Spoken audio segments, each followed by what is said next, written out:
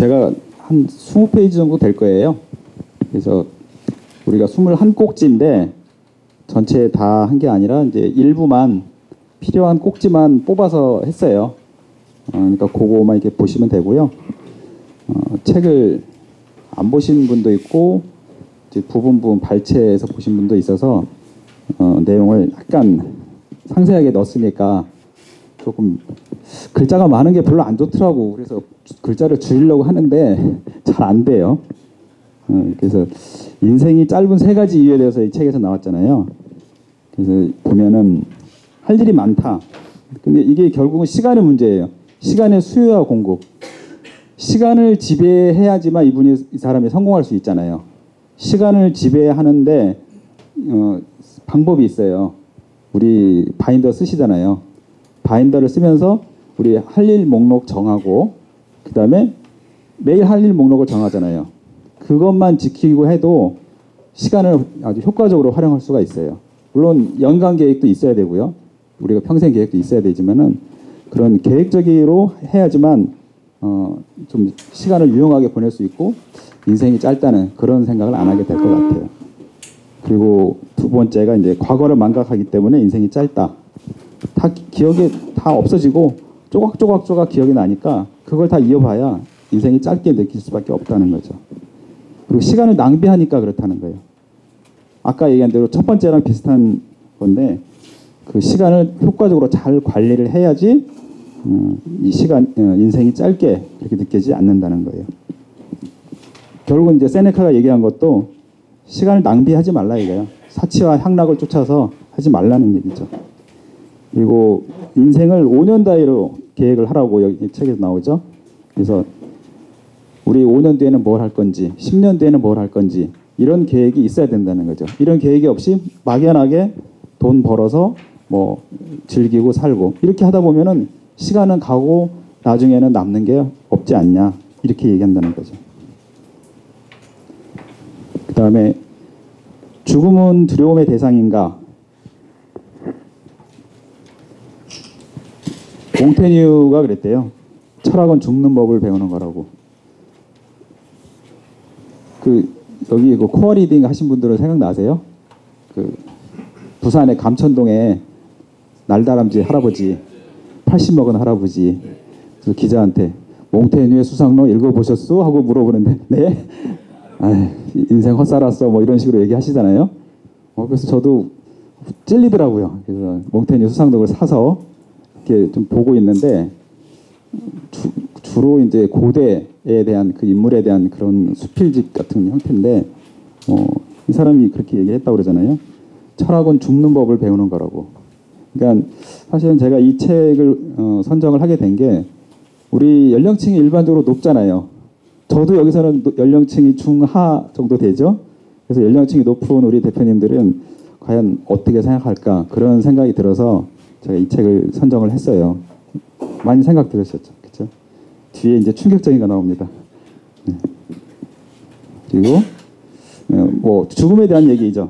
그래서 여기서 얘기하는 이 마르쿠스 아울레이스나 세네카가 얘기한 건 뭐냐면은 인간이 어디에서 나왔냐 이거예요.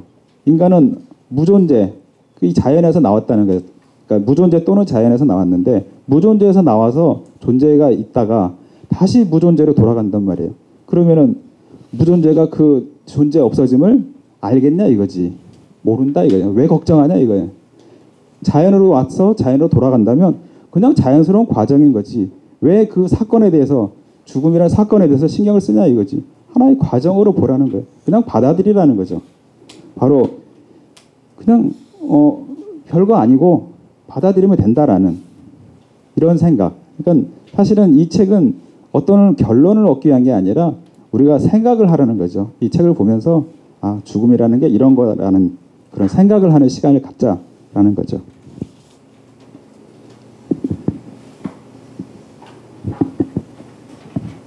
부자가 되는 그 세 가지 길이 있다고 그러는데 저는 그 세 번째가 참 마음에 들더라고요.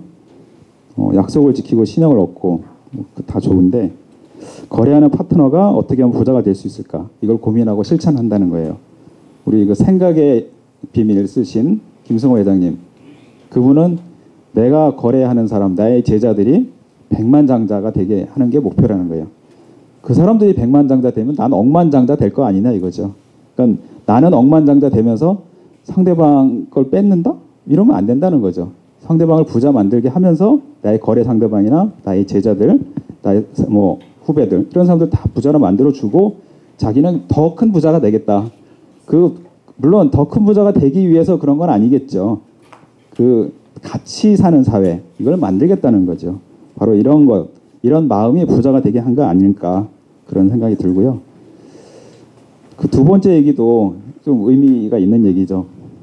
재산이 뭐 엄청 많아. 우리 부동산 중개하다 보면 그런 분들 있죠.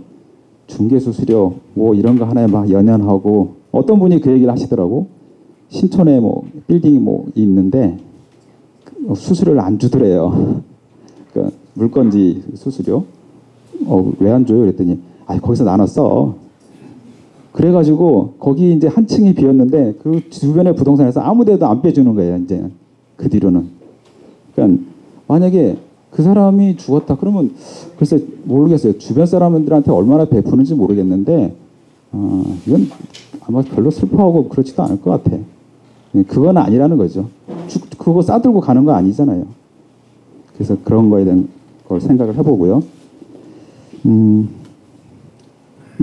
플라톤이 쓴 거죠. 소크라테스의 변명. 거기에 이제 성찰하지 않는 삶은 가치가 없다 그러는데 질문을 하는 삶이라는 거죠. 성찰이라는 건.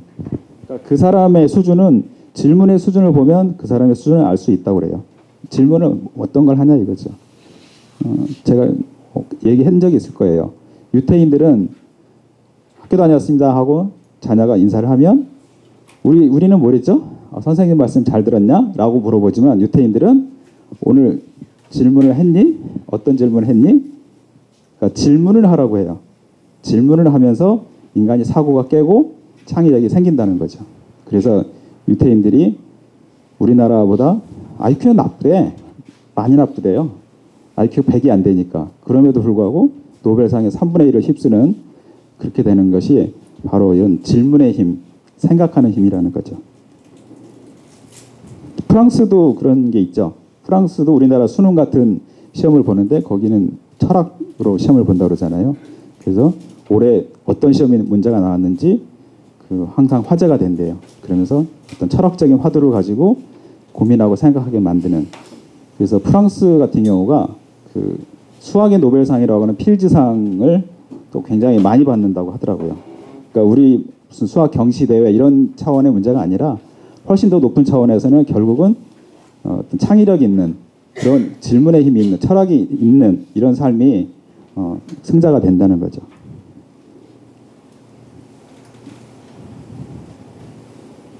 그다음에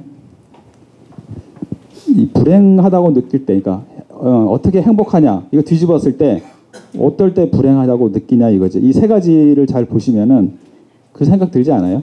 저런 욕심이잖아요, 그렇죠? 남과 비교하고, 그다음에 이룰 수 없는 걸 원하고, 쾌락을 탐하고 이런 것들을 내가 갖고 있지 않냐 이거죠. 나의 불행의 근원이 거기에 아니냐 이거죠. 저런 것을 내가 버릴 수 있어야지 내가 진정으로 행복할 수 있다라는 거죠. 충분히 공감이 가죠. 네.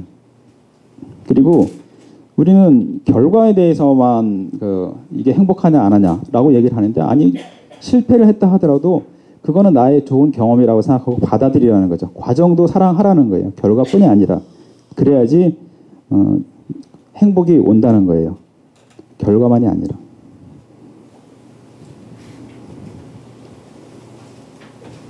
그다음에 까르페 디엠 들어보셨죠?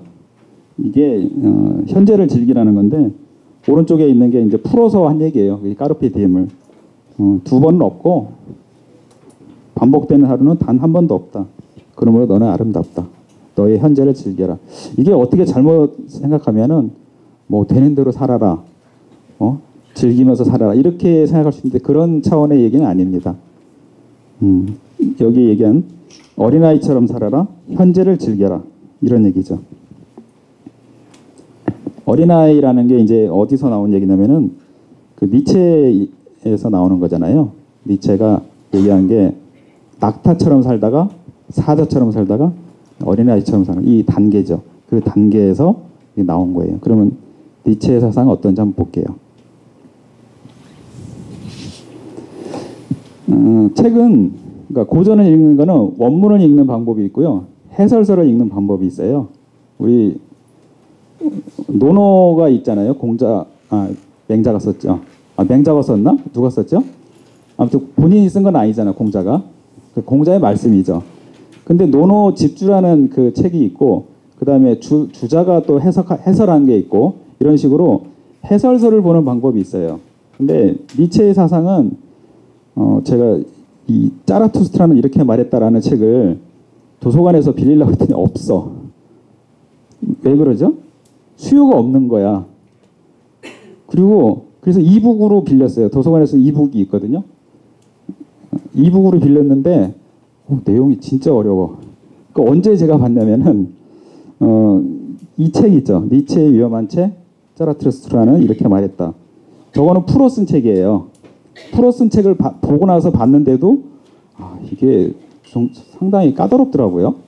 근데 그래서 니체의 책은 이렇게 프로 쓴 책을 봐야 되는데요. 이 책이 그 고병권 씨라는 사람이 쓴 건데 이분이 철학자가 아니에요. 서울대 화학과를 나왔고요. 사회학과 석사 받았고 그다음에 화폐 금융 쪽으로 박사를 받은 사람이에요. 근데 이 철학에 대해서 쓴 거예요. 그러니까 니체가 쓴 모든 책을 다 보고서 니체의 사상을 이해하고 그리고 이 책을 쓴 거예요. 그래서 이 책이 좀 상당히 잘된 책이라고 해서 요거를 좀 참고를 했어요. 여기서 보면은 니체는 진정한 철학자는 명령하는 사람이고 입법하는 사람이라는 거예요. 명령은 뭐죠? 내가 지시하는 사람이잖아요. 그렇죠? 내가 받아들이고 수동적인 게 아니고 그리고 입법한다는 거는 내가 세운다는 거야. 원칙은 이거야 라고 하는 거. 그것이 바로 진정한 철학자라는 거죠. 남의 걸 해석하고 뭐 하는 이런 건 아니라는 거죠. 그래서 이 개념으로 그러니까 철학자는 명령하는 사람, 입법하는 사람이다 라는 개념으로 니체의 사상을 이해하면 그렇구나 하고 이해가 하게 될 거예요. 니체가 뭐라고 그랬냐면은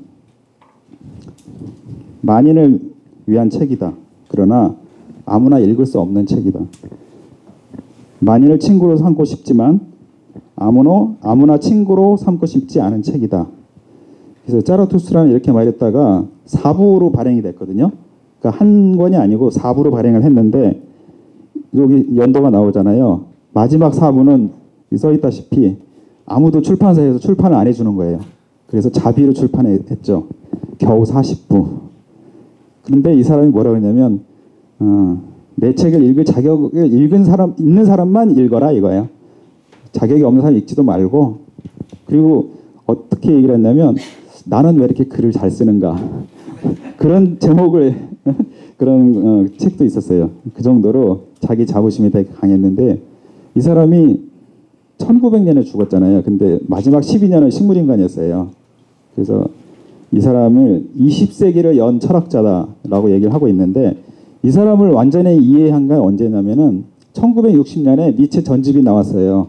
그 전에까지 정리가 안 됐었어. 니체가 쉽게 받아들여지지도 않았고 니체라는 사람이 그렇게 되게 까다롭고 이렇게만 이해를 했지 정말 완전히 이해하고 받아들여졌던 건 아니었어요.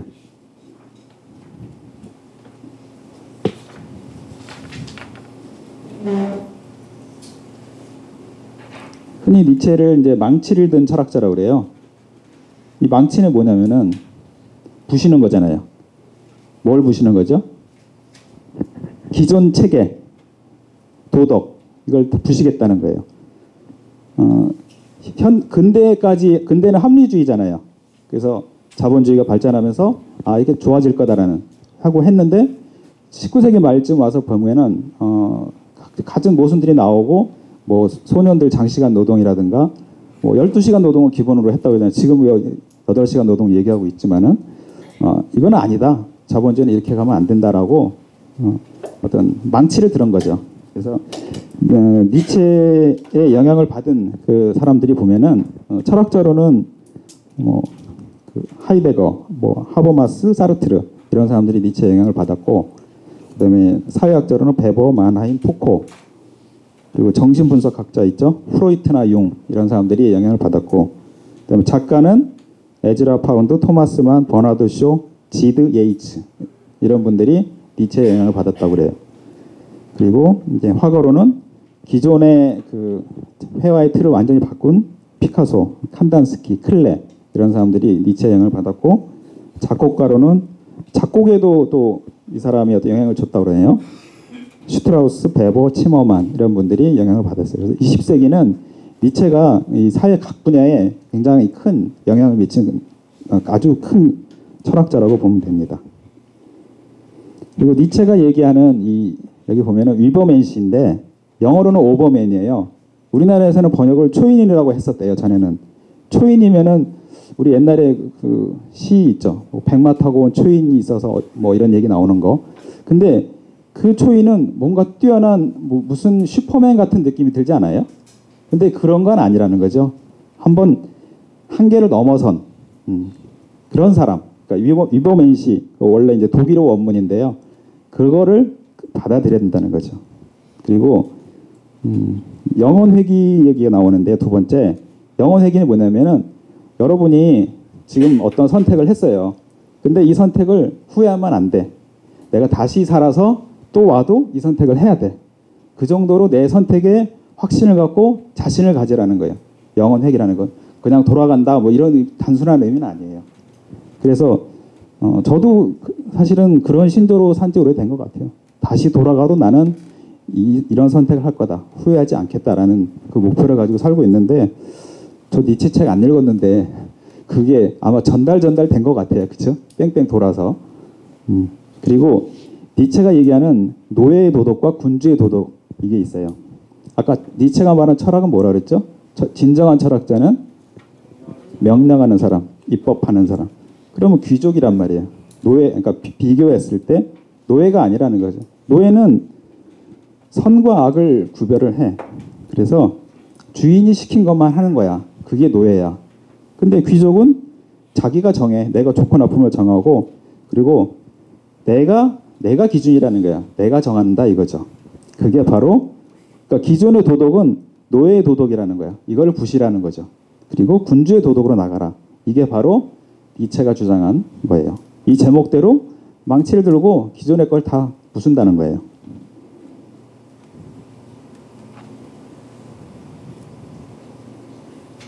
이제 이 세 가지 그림 있잖아요. 처음에 낙타. 낙타는 굉장히 인내력이 강한 동물이죠. 그 더운 사막에서 카라반을 태우고 길을 가잖아요. 그리고 이 낙타의 그 무릎에 굳은 살, 이게 낙타의 특징을 나타내는 거라고 해요. 참을성 많고 주인에게 절대 복종한다고. 근데 낙타가 힘이 세요. 힘이 센데도 복종을 해요. 낙타가 복수하는 경우가 가끔 있대요.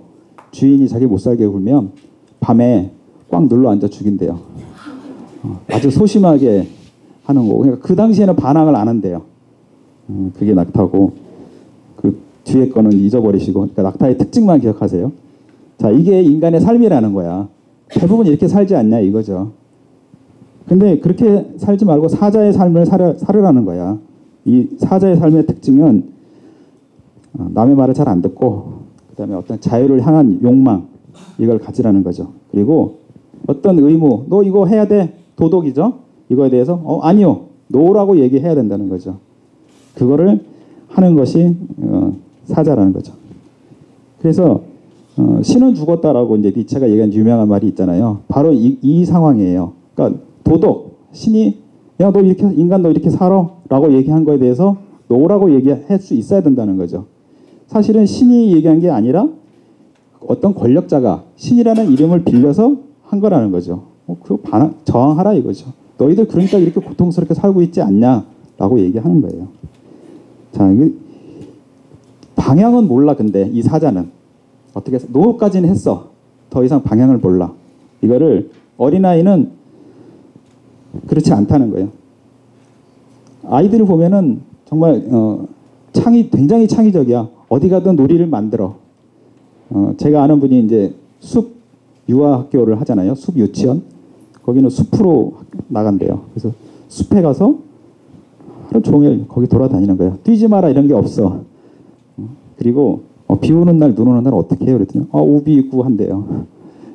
눈 오는 날도 옷 따뜻하게 입고 하고 그 숲에서 그렇게 생활을 한다는 거예요. 그러면 뭐 놀이기구 같은 거 주지 않아도 자기네들이 알아서 뭘 만든대. 뭘 만들고 뭐 하고 그래서 이 아이들이 나중에 이제 초등학교 들어가고 이제 추적을 해보면은 굉장히 성장을 했다는 거예요. 일단은 건강해. 숲에서 2년간 뛰어놀았잖아. 굉장히 체력적으로 건강하고 감기도 잘 안 걸리고 그 다음에 창의력이 그렇게 좋대요. 무엇이든지 만들고 뭐 하는 이런 거를 배워왔잖아. 2년 동안 훈련이 되었으니까 가서도 굉장히 창의력이 좋대요.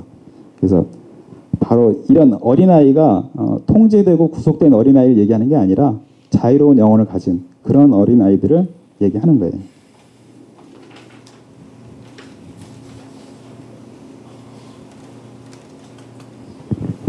혹시 루살로메 들어보신 분? 루살로메 못 들어보셨어요?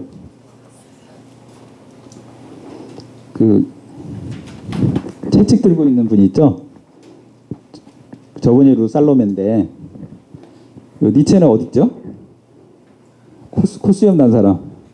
그 사람이 니체인데 그 옆에 잘생긴 청년 있죠? 니체의 친구이자 제자예요. 저 사람이 파울레인데 파울레가 그 루살로메를 너무 좋아했어요. 그래서 같이 살자고 했어. 근데 루살로메는 어떤 사람이었냐면 지성인이야. 그 당시에 이 사람이 1861년생이에요. 루살로메는. 그 당시에 여자들은 대학을 받아주는 데가 없었는데 유일하게 여자가 갈 수 있는 데를 가서 대학을 나왔고 뭐 작가, 시인 뭐 해가지고 굉장한 지성인이었어요. 그러니까 다 수동적이고 복종적인 그런 여자들만 있는 세계에서 아주 독보적이었던 거죠.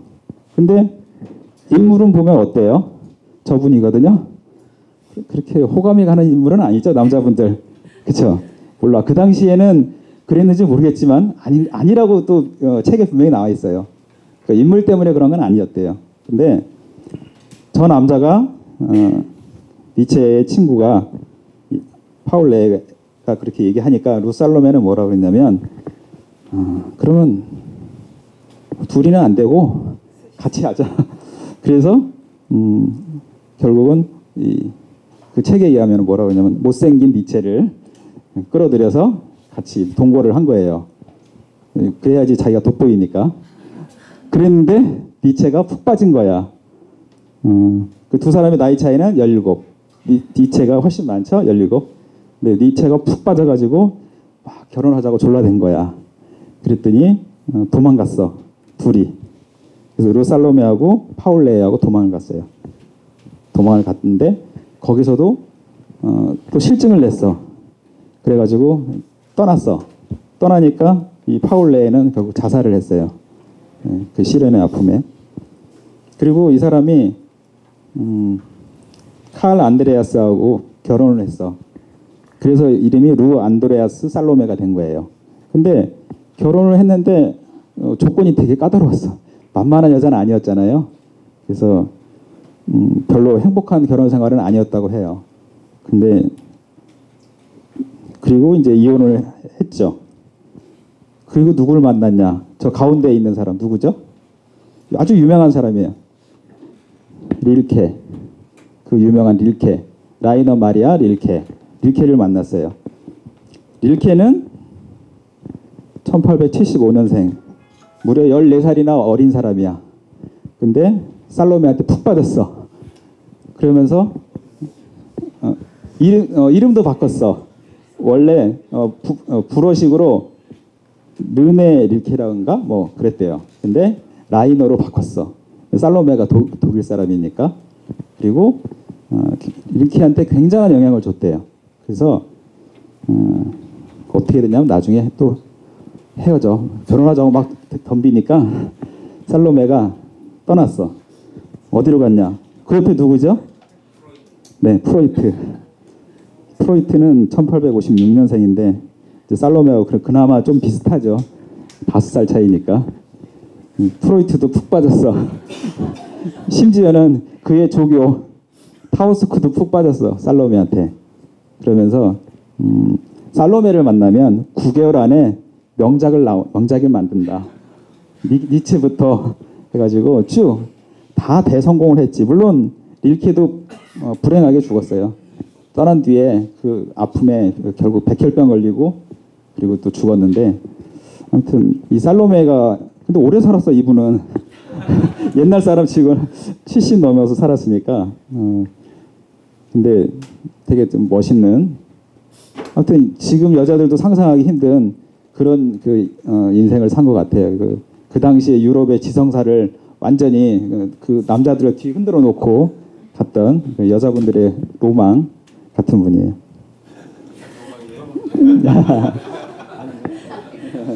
아니구나. 버리세요. 네. 그림으로 그려봤는데 맨 꼭대기에 이제 기버가 있고, 그 다음에 중간에 매처하고 테이커, 아마 밑에는 세 사람이 다 있는 것 같아요. 그 세 사람을 다 그려봤고요. 여기서 그렇게 나오죠.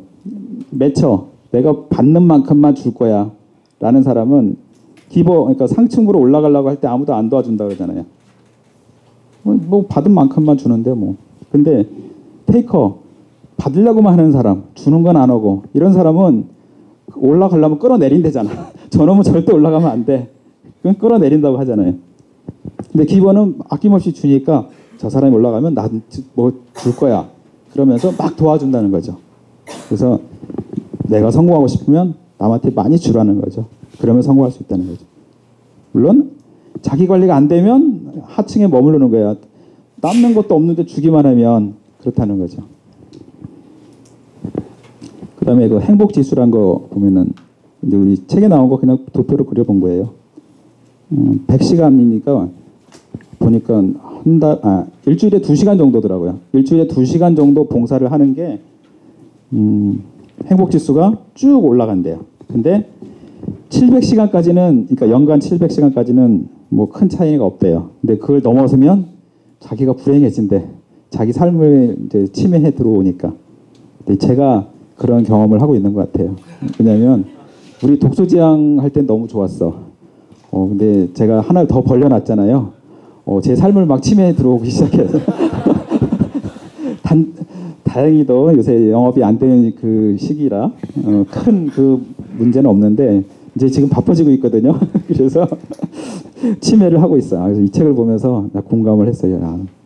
그러면은 적당히 권한 위임을 하고 넘겨주고 시간 관리, 정말 자기 관리를 잘 해야 되겠구나, 그런 생각을 제가 또 했어요.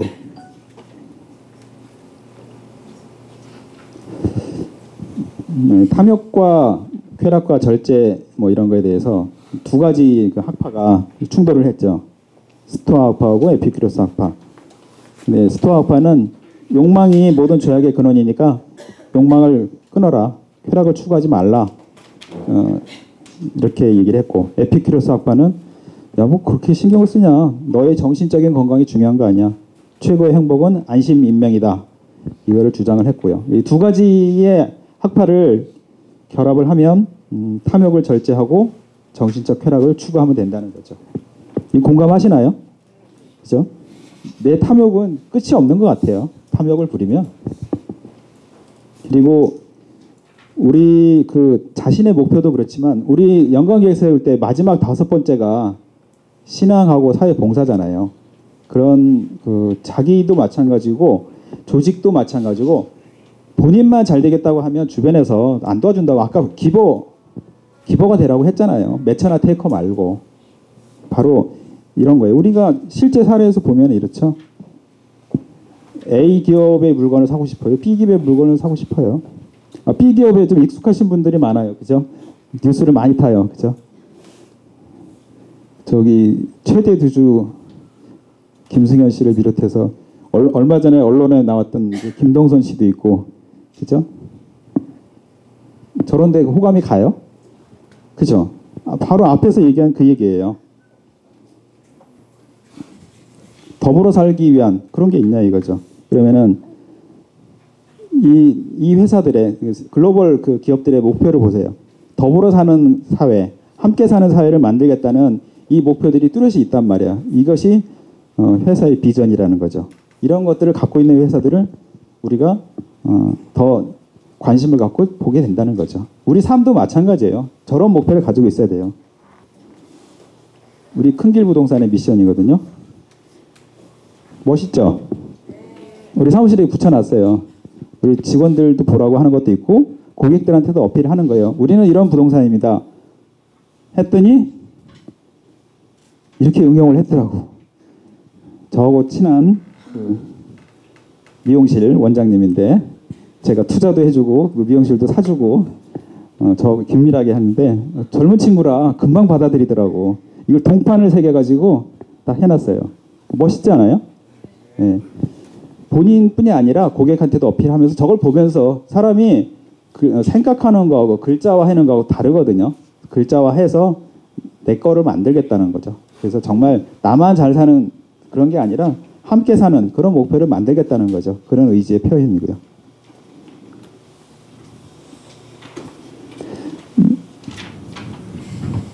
이 그림을 보면요. 어떤 상황이죠? 이게 서로 미루고 있는 거야.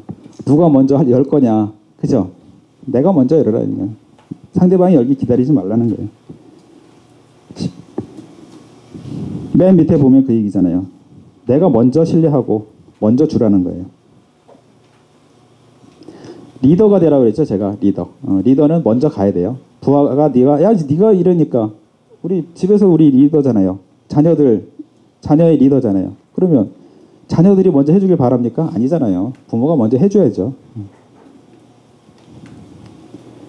이 보면은 소극적인 거에서 점점 적극적인 거로 내려가고 있어요. 그렇죠? 공자가 얘기한 거에서 예수님 얘기한 거, 칸트가 얘기한 거. 칸트가 얘기한 거는 절대적으로 야, 네가 생각해서 옳은 거면은 결과 신경 쓰지 말고 해. 그게 칸트가 얘기하고 있는 거예요. 그다음에 안락사에게 얘기 나왔었잖아요. 그래서 안락사 허용 조건이 이제 3가지가 이렇게 있고요. 도람의 병원 사건이 있었죠. 이게 살인 방조죄로 처벌을 의사가 받으니까 그 뒤로는 이 세브란스 김할머니 사건에서처럼 이제 허용을 안 하니까 할 수 없이 소송을 해가지고 간신히 이겨서 뭐 연명 치료를 그만둔 거예요. 여기 연명 치료를 나는 꼭 해야 되겠다 하시는 분 손 들어 보세요. 난 연명 치료 해야겠다. 내가 식물인간 상태에서도 해야겠다. 난 그 상태에서는 연명 치료 안 하겠다 하시는 분 손 들어 보세요. 자, 그러면 손 내려보세요. 자녀들의 입장에서는 어떤가요? 여러분 부모님이 살아계신다고 쳐봐요. 여러분 부모님이 사전에 그런 의사표시 안 하셨으면 어떻게 하실 거예요? 끊을 거예요? 어렵죠? 사전 의료 지시서라는 거 들어보신 분 손 들어보세요. 사전 의료 지시서. 혹시 쓰셨어요? 쓰셨어요? 쓰려고 그래요. 사전 의료 지시서라는 게 있고요. 공증을 받으면 됩니다. 내용은 뭐 밑에 나와 있는 이렇게 돼 있어요. 부득이한 사정으로 인해 나의 자의적인 의사표시가 불가능해질 경우를 대비해 나를 치료하는 담당 의사와 가족들에게 다음과 같은 사전 의료 지시서 본인의 소망대로 실행해 주기 바람. 내가 의식이 없어진 상태가 되더라도 기도삽관이나 기관지 절제술 및 인공기계 사용을 시행하지 말 것. 그래서 쭉 이런 내용들이 있어요. 그러니까 이게 대표적인 거죠. 이거 빨리 하세요. 예, 저희 어머니 거예요. 어머니가 저한테 맡겨놨어요. 본인이 갖고 있으면 안 돼. 자녀들이 알아야 돼. 그리고 혼자 가면 안 되고 자녀 한 사람 데리고 가야 돼요. 그냥 안 돼요. 그러니까 자녀 한 사람 데리고 가서 가면 이 양식이 다 있어요. 법무법인에 그 공증사무소 가면 가서 받아서 자녀한테 이렇게 해줘 하고 전달을 해줘야 돼요. 그리고 알려야 돼. 다른 자녀들한테도. 예, 이거 무슨 뭐 상속하는 거 아니니까 유언장 생활. 네? 공증을 하셔야 돼요. 네네. 공증하세요. 공증하셔서 주셔야지. 네. 이게 의사들이 안 해준다니까. 자기네들이 그렇죠. 이걸 가지고 와야 해주는 거죠. 네. 오늘 이것만 가져가셔도 남는 겁니다.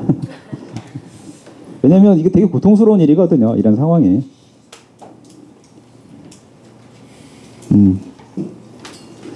네, 그럼 이상으로 우리 철학의 힘 마치도록 하겠습니다.